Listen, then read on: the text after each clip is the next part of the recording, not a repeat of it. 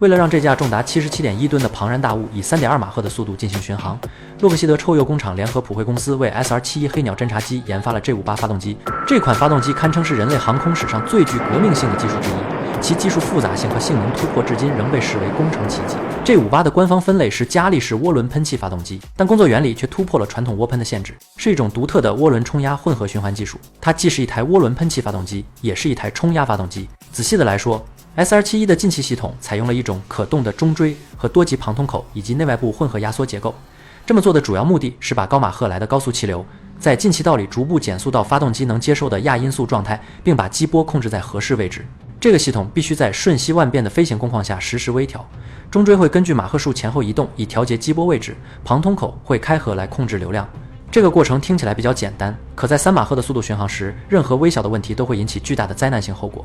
例如，这个系统如果没能完美同步动作，或者位置错位了几毫米，就有可能导致进气道短时间内进气量骤降，导致发动机燃烧熄灭。此时，由于左右2个发动机各自独立，这会产生极强的不对称推力，飞机瞬间横向猛摆，机头大幅偏转。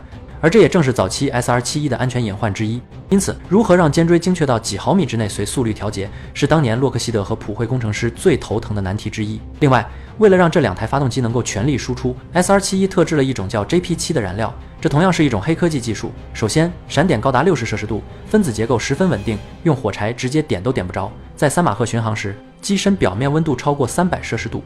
JP7 的高热氧化稳定性能够保证它在这种极端条件下仍能保持液态。同时 ，JP7 不仅仅只是燃料，更是整架飞机的血液。它流经机翼、发动机舱和电子设备舱，吸收大量热量后，在冷却后再进入燃烧室，形成闭环热循环。不过，为了能点燃这种高能量且性质十分稳定的燃料，并不容易。最后，3乙基硼，简称 TEB， 成为了破局的关键。这种物质与空气接触就会立即自燃。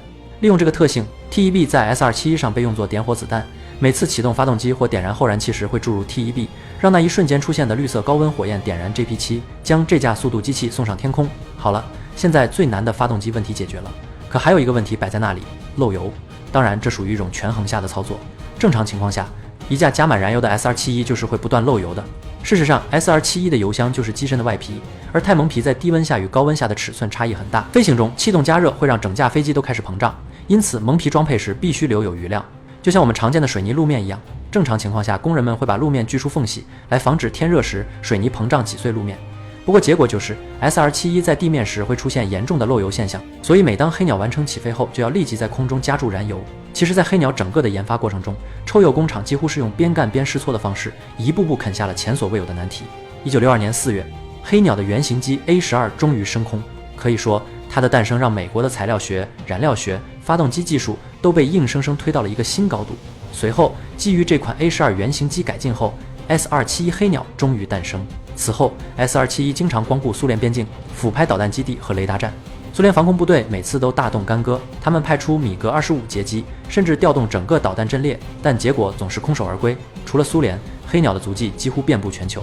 60年代他们监视越南，70年代他们监视中东，80年代他们监视两伊。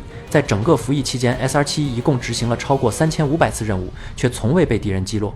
这在现代航空史上几乎是独一份。美国空军后来总结说，只要派出 SR-71，就意味着当天的情报必然到手，因为没有任何人能留下黑鸟。最后，就连美军自己也一样，黑鸟的飞行过程其实伴随着巨大的代价。SR-71的维护极其昂贵，运营一架飞机的费用甚至比一整个空军中队还要高。同时，黑鸟总共生产32架，其中12架因事故坠毁，坠机率高达 37.5%。